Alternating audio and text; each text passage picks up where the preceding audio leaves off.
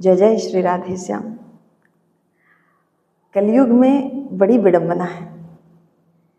विडंबना ये है कि हर व्यक्ति ज़्यादा से ज़्यादा व्यक्ति पशुओं के समान जीना शुरू कर दिया है।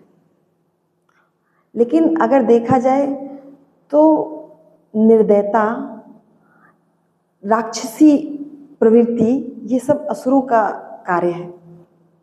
ये हम मनुष्यों का कार्य नहीं है।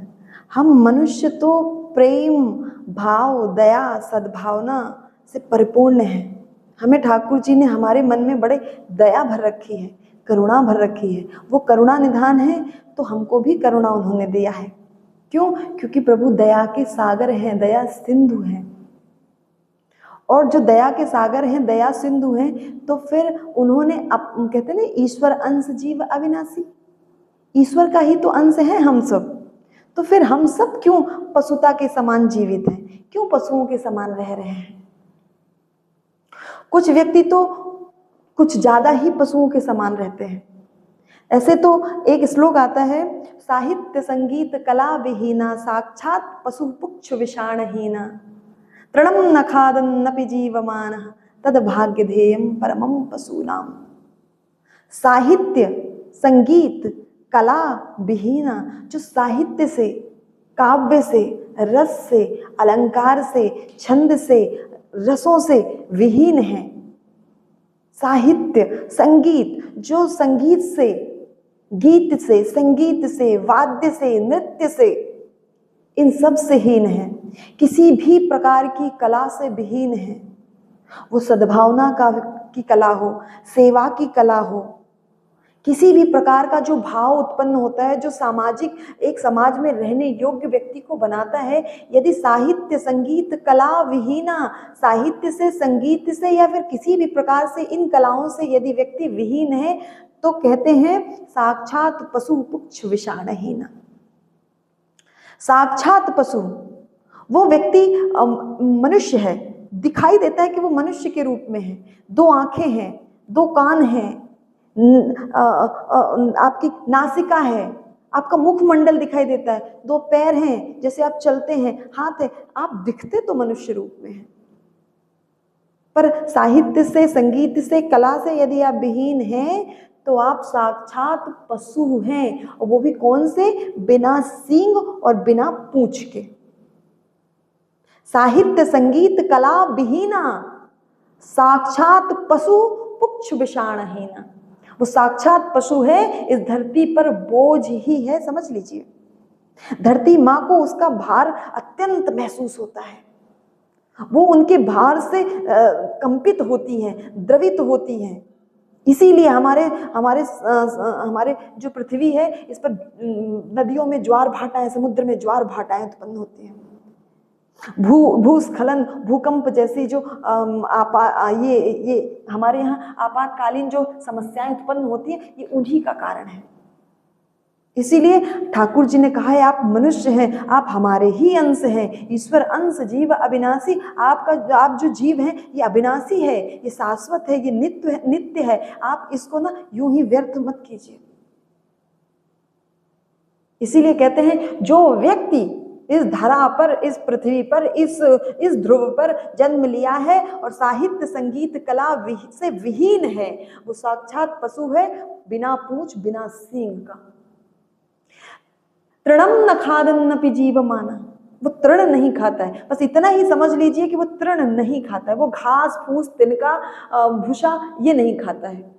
खाने के लिए वो अन्न खाता है, और भी अन्न, मांस भक्षण करता है, और भी मदिराओं का पान करता है, पता नहीं कितने भक्ष अभक्ष का सेवन करता है। लेकिन बस इतना ही आप समझ लीजिए कि तृणम न खादन नपि जीवमाना, तृण मात्र नहीं खाता है। और वो भी आप ये समझ लीजिए कि वो भी पशुओं का भाग्य है।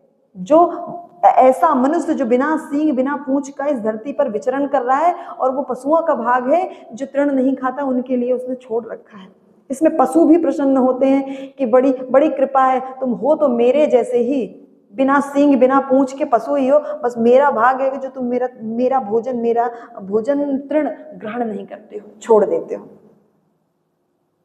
इसलिए सबसे विनम्र निवेदन है कि सदाचार को अपनाएं, सत्य आचार को अपनाएं।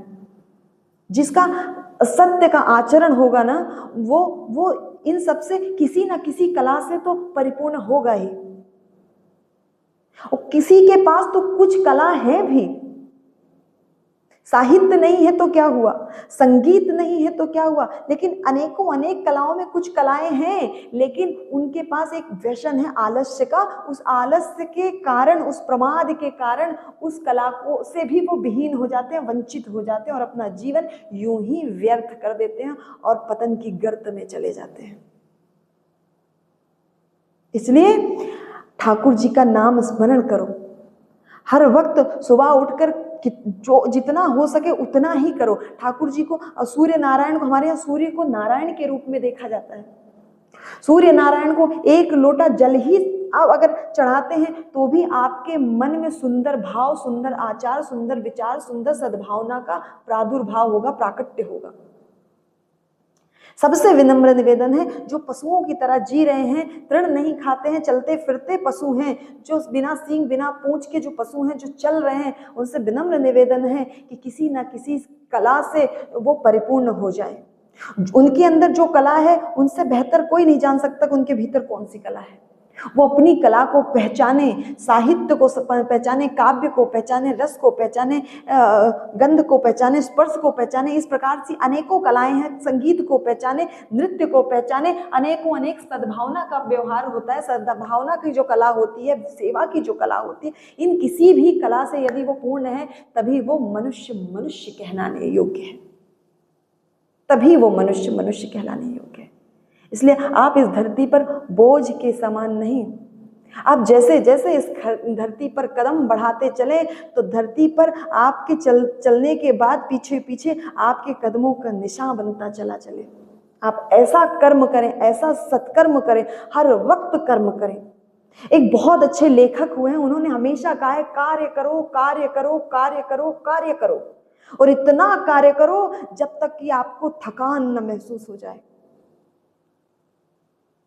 आपको इतनी थकान हो जाए, आपको इतनी थकान हो जाए और उस थकान से आपके नेत्र, अपनी आंखें खुद ही बंद होने लग जाए, मूंदने लग जाए, तब आप समझिएगा कि हमारा जीवन सार्थक है, हम पशु के समान नहीं जी रहे हैं। तभी आपको आनंद की सच्ची अनुभूति आपको होगी।